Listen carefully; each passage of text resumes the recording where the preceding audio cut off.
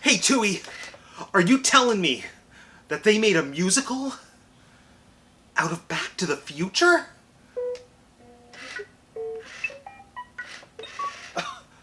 Well, let's talk about it. Welcome to Teacup for One.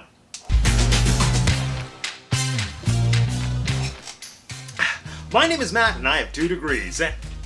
Okay, hold on. It looks like I just jumped ship. Okay. Now that's a lot better.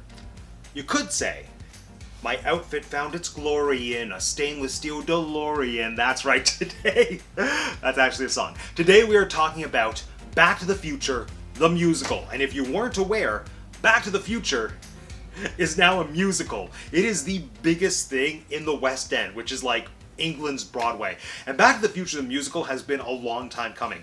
Back to the Future the musical was originally how the franchise was going to commemorate the movie's 30th anniversary, so it was supposed to open in 2015. But then there were a lot of delays to actually meet that deadline. I think there were some creative differences in the original creative team, so some people were swapped out, some people were swapped in, so it didn't open in 2015. And it was ready to open in 2020, but then #pandemic, #Panzerotti, #pandemonium, #pandemic. Okay, I said it. We all know what happened. 2020 happened.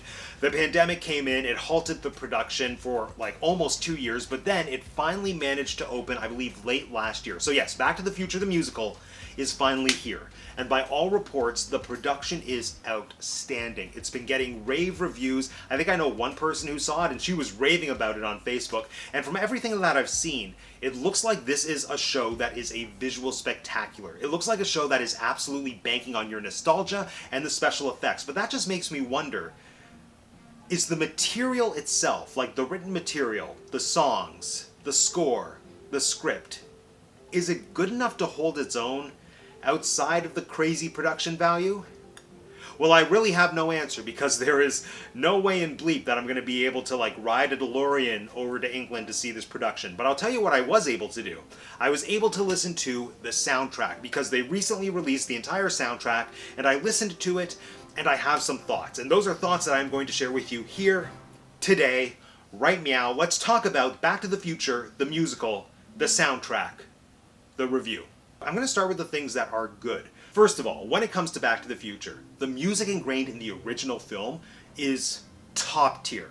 Debatably, some of the best written material for a movie ever. It's John Williams. We love John Williams. So just hearing the overture being that classic Back to the Future theme, the do, I can just picture hearing that in a live space with a live orchestra, and then I would start crying right away. I got emotional just listening to the soundtrack. So the power of a John Williams score with a full orchestra is just chef's kiss. Not to mention that the songs in Back to the Future, there aren't a lot of them, but they are fantastic. So we have Huey Lewis in the News doing Power of Love, Back in Time, and then of course Johnny Be Good, Johnny Be Great. Am I right? One of the things I think the musical does that is so cool is that they use all of those musical themes. Well, not all of those musical themes. They use the musical themes from the John Williams score scattered throughout some of the songs. So we get things like do do do do do do do. So it's only a matter of time. That's one of the songs. I think that's really cool. That is something that I am all about. If you want to cater to my nostalgia, take those musical themes, scatter them throughout, and then subconsciously I'm going to feel oh yes, you have my heart. This is Back to the Future, the musical. Now, of course, the most important thing when it comes to an original cast recording is the original cast, and the original cast on this recording is flippin' fantastic. I love listening to every single one of them. Purely speaking in terms of vocals, the singer I love listening to the most, bar none, is Cedric Neal. Now, he's a performer who I believe was on The Voice. I think he might be kind of a big name over in the West End, or maybe just in general. I don't follow music or The Voice, but he was on The Voice, and now he's in Back to the Future, the musical. He does double, kind of triple duty in the cast, playing Mayor Goldie Wilson, as well as young Goldie Wilson, and also Marvin Berry at the Enchantment Under the Sea dance. Now, I don't personally love that those roles are double cast, because we already kind of have a duality with older Goldie Wilson and younger Goldie Wilson, and then tacking on Marvin Berry, dramatically to me, that doesn't make a ton of sense, and practically, I don't love it, because it means that you just took away a really great principal role from an additional black male performer. You could have Mayor Goldie Wilson, who has an amazing song, being played by one actor, then have another actor play Marvin Berry, who also has an incredible song, and then you get two actors who are getting a showcase. But instead, they kind of bundled it together, and I think it might just be because of the star power of Cedric Neal.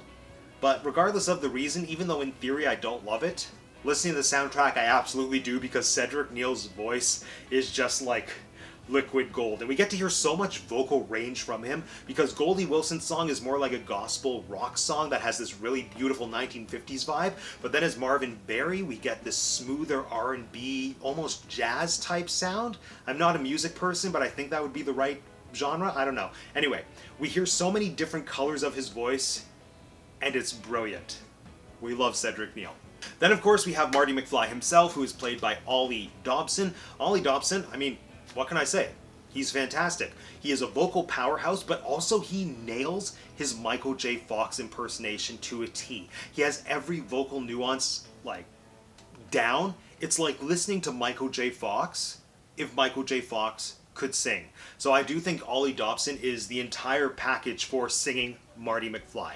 Now, I will say that one of my big issues with this soundtrack and probably this musical overall is that almost every single performer is doing a carbon copy impersonation of their movie counterparts. Like, I don't love that. I think musicals based on existing material, especially movies, they're just a lot stronger when they can come into their own and reimagine the characters. But this seems to me to be a very conscious choice on the part of the director, or at least the producers, to just give us the movie on stage down to every vocal nuance. And just knowing that that's the framework, or assuming that that's the framework they were working within, I think Olly Dobson, he is outstanding. And the same can be said for all of them, really. But another person that I want to give attention to is Hugh Coles, who really seems to be the standout of this entire production. He's gotten the most attention during award season, so he did win a supporting actor award at, I believe it was the What's on Stage Awards. He was also nominated for the Olivier for Best Supporting Actor, and same thing, just like Olly Dobson, he's giving me a picture perfect, or a pitch perfect impersonation of the performance that we got from who's the creepy guy that played George McFly in the original movie, Crispin Glover. He's giving me a perfect Crispin Glover impersonation, but that's not stopping him from putting in a very heartfelt performance, again, from what I can suss out listening to it. And it's just so important to me to have a solid actor playing George, because as far as I'm concerned, and it's not even an opinion, it's a fact, Back to the Future is not Marty's story, it is George's story as seen through Marty's eyes. So having a solid actor grounding George as a character is crucial. And they do, and it makes me happy. And I'm probably being unoriginal here, but the standout performance for me, taking into consideration singing as well as performance, acting, all of it, is Roger Bart as Doc Brown. I have been a Roger Bart fan for years. I loved him as Snoopy. I loved him in The Producers. I mean, he's the singing voice of young Hercules. He sang Go the Distance. And in addition to being an amazing singer, I just think he's one of the best character actors in my lifetime. Like, the choices that he makes as an actor are so wacky and so out there and just perfect. Like, if you've ever seen The Producers, like, I read this amazing story about his audition. He originally went in for Leo Bloom. He didn't do great in the audition, but then he wanted to be in the production so badly that he asked if he could read for Carmen Gia. And Carmen, I believe on paper, only had 1 or 2 lines for the audition scene. One of them was yes, and he just decided to milk it. And then he went in and he just said, Yes?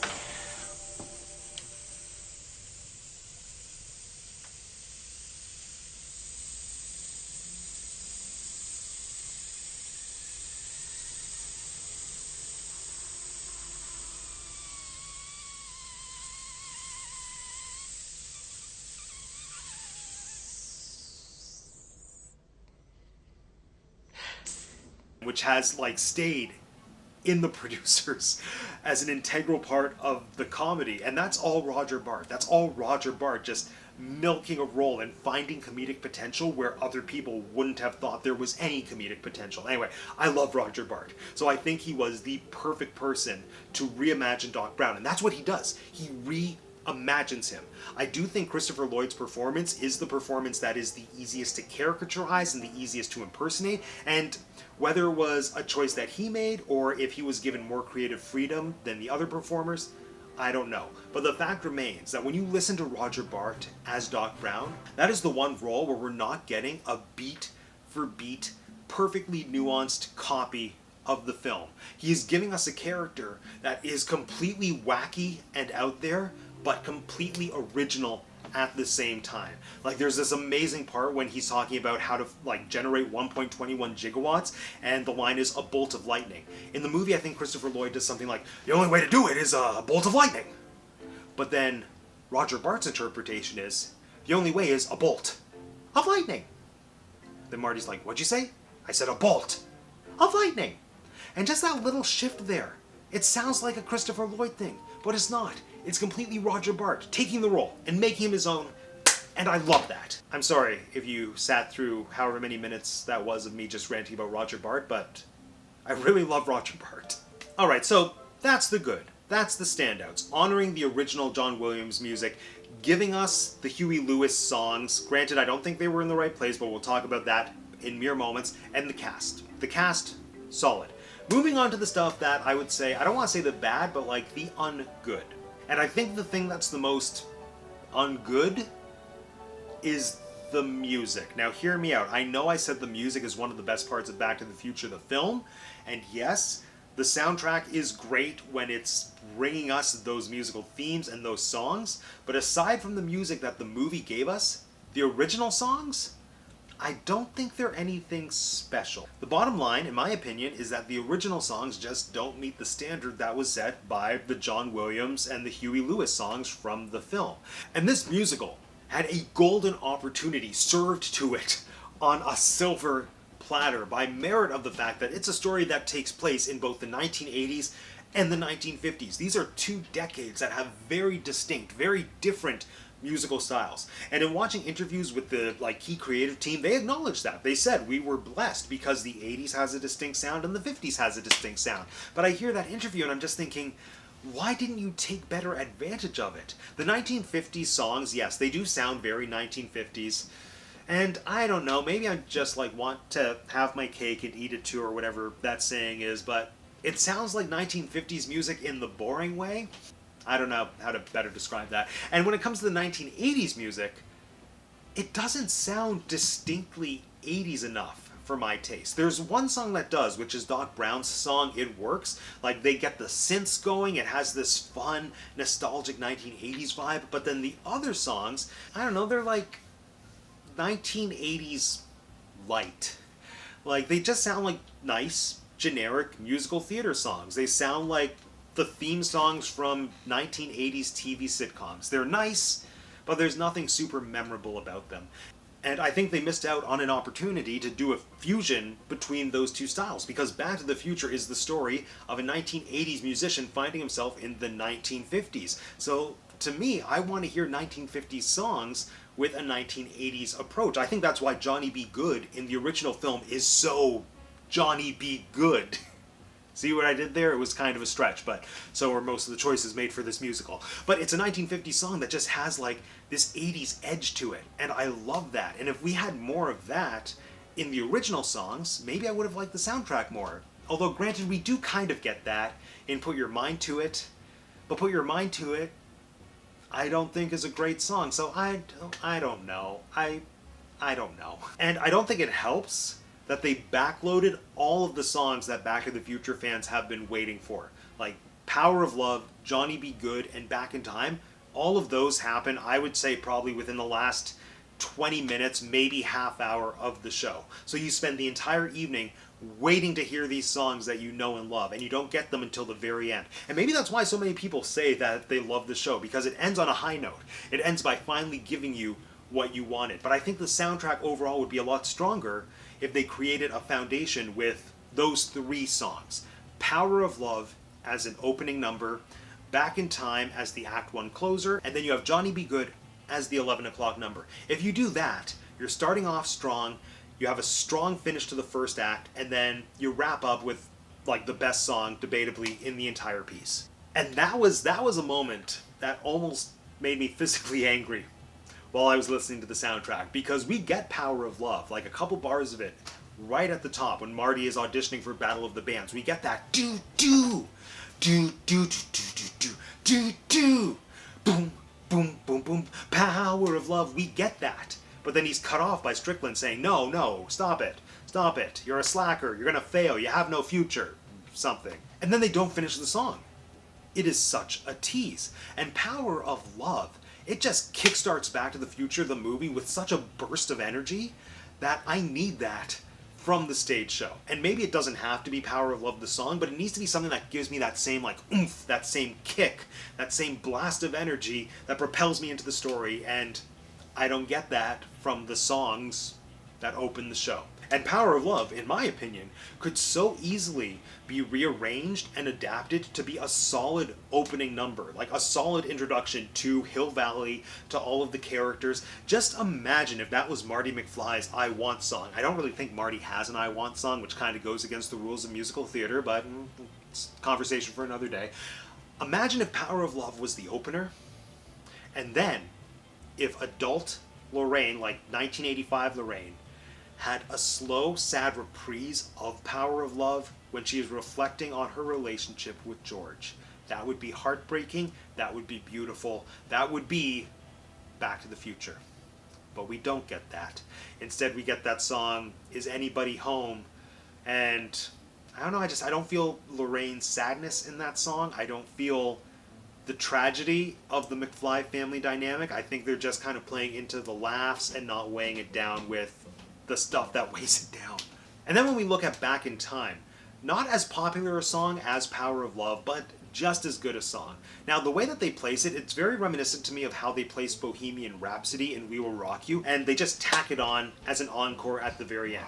And in We Will Rock You, that makes a ton of sense, because Bohemian Rhapsody, that song would be almost impossible to contextualize in a narrative, like, context. Back in Time, however, is no Bohemian Rhapsody. First of all, it's not the most popular song from the movie that fans are just waiting to hear, so you give it to them as the encore.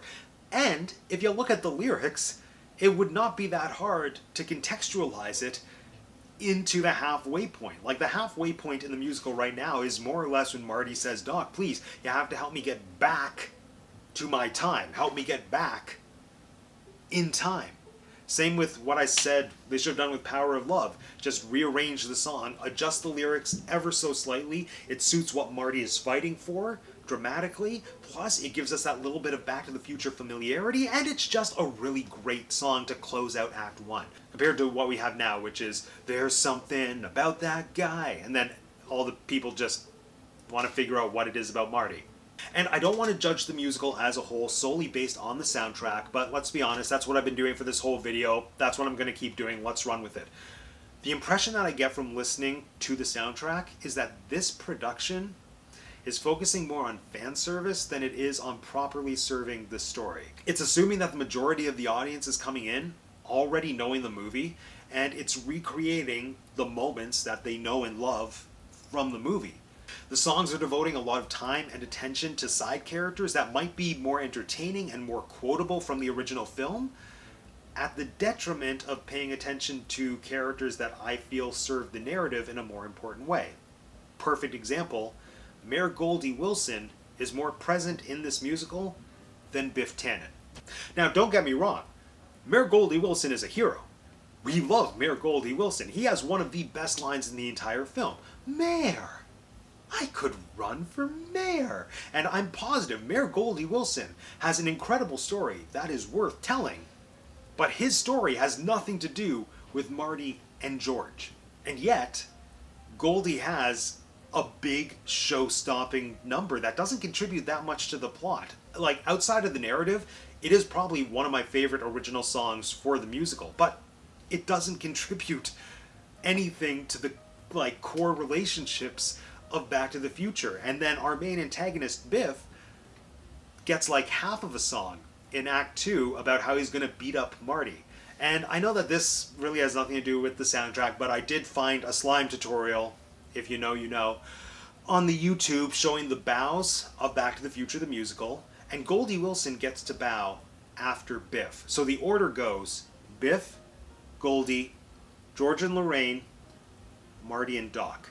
And we all know musical theater hierarchy says that the closer you bow to the end, the more important your character is. Goldie, a great character, but I think, narratively, this is showing us that there's kind of this misguided focus on Biff as a character. And maybe I'm biased. I'm definitely biased, because Biff is my favorite character in Back to the Future. And if this musical ever comes to Canada or North America, like, it's my role. I don't care that I've never been on Broadway. This will be my debut.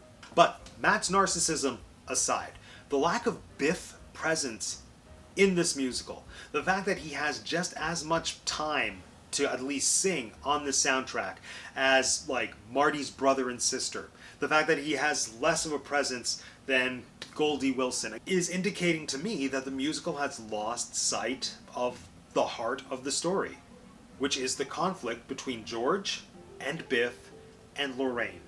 Yes, Marty is the star of Back to the Future. Marty has the most stage/screen time, but he's just our eyes. Marty is a witness to the main story. Back to the Future is about George standing up to his bully. It's about George finding and becoming the best version of himself and eventually falling in love and starting a family and being the best George McFly that he can possibly be. In order for that story to really hit us in the feels, he needs to have something to overcome. And that something to overcome is Biff. And it looks like Biff is being played for laughs as opposed to being an actual threat. And I do think it's important for Biff to be a viable villain and an antagonist. And I'm not getting any of that story, any of the George, Lorraine, and Biff story portrayed through the songs. Like, I want a proper villain song for Biff, but more important than that, I want a proper, beautiful love song between George and Lorraine. Even if just the two of them were to do a little bit of a reprise or just latch on to Earth Angel at the dance when they have their big kiss, that would be enough for me. But we don't even get that. The closest we get to a love song is George's song that he sings about his myopia. And I had to look up what myopia means. I thought it was a type of tree. It turns out it's a vision condition. In fact, I think I might even have it myself. And I don't understand that song. Why is the big love ballad, why is George's big love ballad to his eyes? And yes, I know, I admit, I'm being far too harsh and judging a show that I haven't actually seen. But just from what I've heard on the soundtrack, and I've been listening to it a lot over the past week, from what I've heard on the soundtrack, I'm really getting the vibe that this is a style over substance production. And I think I'm okay with that. Because again, I'm a massive Back to the Future fan. Is this going to stop me from seeing Back to the Future the musical if I ever get the opportunity? Absolutely not. If it comes to Broadway, I am booking the bus to New York and seeing Back to the Future the musical. I am going to wear this shirt. I am going to cry. I am going to watch the DeLorean fly over me. It will be the best moment of my life. Maybe not my life, but like my best moment of that year. But that's me as a Back to the Future fan. Like, that's the same mentality I'm going to go see Harry Potter and the Cursed Child with. And much like Harry Potter and the Cursed Child, the theater person in me recognizes that the written material could be a lot better. And it makes me kind of sad that we can't have a synthesis. Like a really well-written piece of theater that is also catering to the fan. And we do have musicals like that. We have Legally Blonde the musical. More recently, we have Beetlejuice the musical. Now, I don't love Beetlejuice the musical, but I can recognize that it is a well-written musical. And it has, like, attained a huge fan following purely because it reinvented the material. You can see it as a Beetlejuice fan, but it's attracted so much attention from people who had never seen the film just because it stands on its own. And I don't think Back to the Future has that longevity. But time will tell. And for now, friends, this concludes yet another episode of Teacup for One. So let me know in the comment section down below. Have you seen Back to the Future the musical? Have you listened to the soundtrack? What did you think? I'm also curious to know, what movie do you think would make for a brilliant Broadway or West End musical? And if you want to be the first to know when I release more videos talking about musicals, Disney, Shakespeare, sometimes Funko Pops, sometimes cats, make sure you subscribe to the channel if you haven't subscribed already, and if you haven't subscribed already, it is so easy. All you have to do is click on my face. Thanks for joining me again today, everyone. My name is Matt, and I have 2 degrees, and that's the Teacup for One. Great Scott!